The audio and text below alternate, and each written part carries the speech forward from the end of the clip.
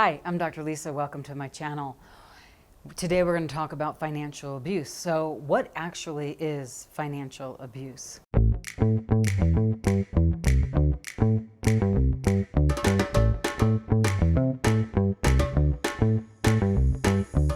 There's many different ways we can look at this. Easier ways to see is, let's say you're in a relationship, business or personal, a marriage or company, and you're the co-partner, but you don't get any money unless you go through the other person. That could be a form of financial abuse. Let's say you're married and let's say the wife or the husband in the marriage, or the wife and the wife, or the husband and the husband, or the they and the they, one of you is in charge of the money and the other isn't.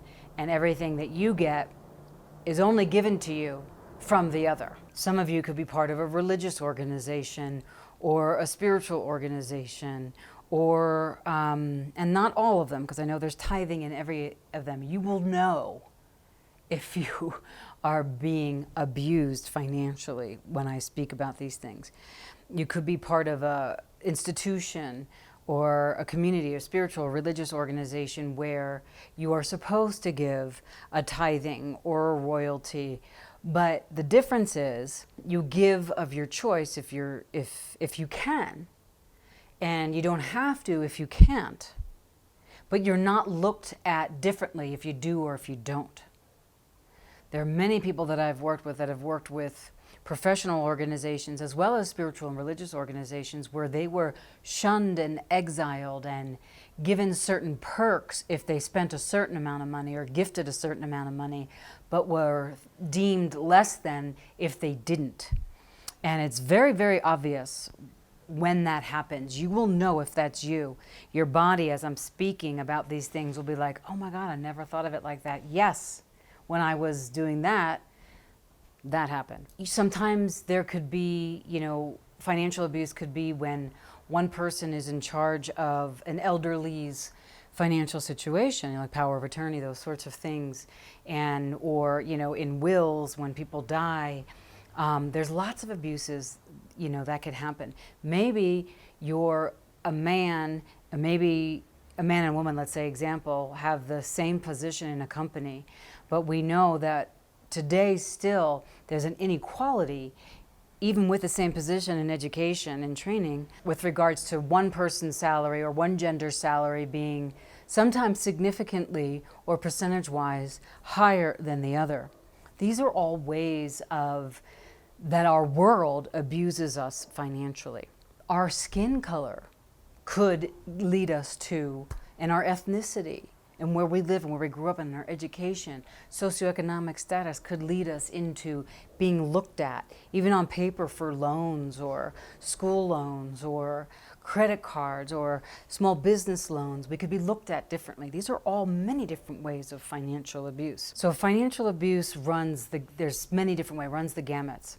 If any of this, if you believe that you've been financially abused somehow, abuse is insane, all types of abuse. There's no understanding it or really getting it.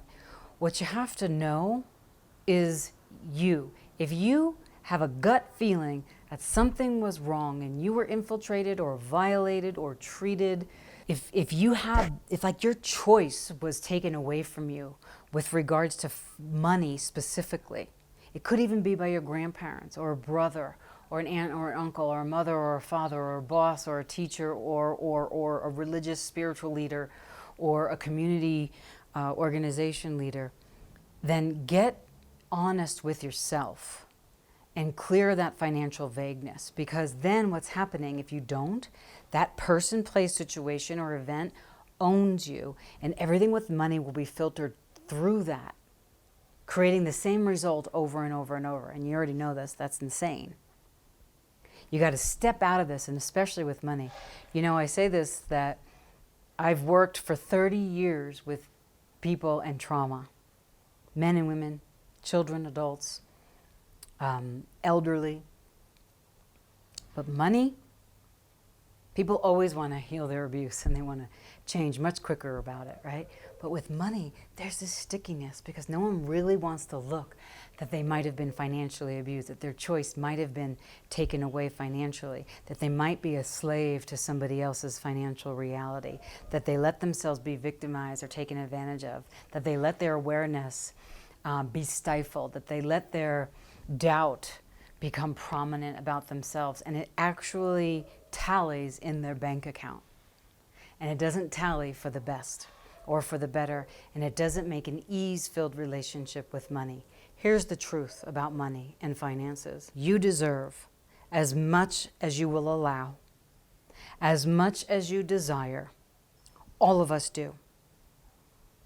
It doesn't matter the color of your skin or your education or your training. Money is an energy. It's an energy that we all require, we all have access to, and we could all attract. However, it's our belief systems and the lies that we believe about ourselves from these unlooked at situations where we've concluded that we are less than, that our money has something to do with our self-worth, our net worth has nothing to do with our self-worth, that because of your gender, you won't be able to have enough, or never be able to make enough, or never be able to have enough. Because of your education, you can't do what other people can do. No, you can do anything you desire. If you believe the abuse or don't look at the abuse, you will always be abused and you will never get out of that cycle.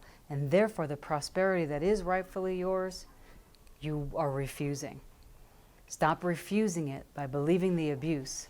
Stop refusing your financial prosperity by being a slave to that unconsciousness, and lean in, take a look, face what's real, and throw in the garbage what isn't yours. Get honest about what happened, and then get free and start making the money, the security, the goals come true for you because you're worth it. Now go be great. This is Dr. Lisa. Thank you for following me on this conversation. If you like what you hear, please like, subscribe, post in the comments, and ask some questions. Let me know what you thought about this or what's happening in your world. I'd love to continue the conversation. And always ring the bell or click on the bell so that you get notified when new videos are coming. Thank you.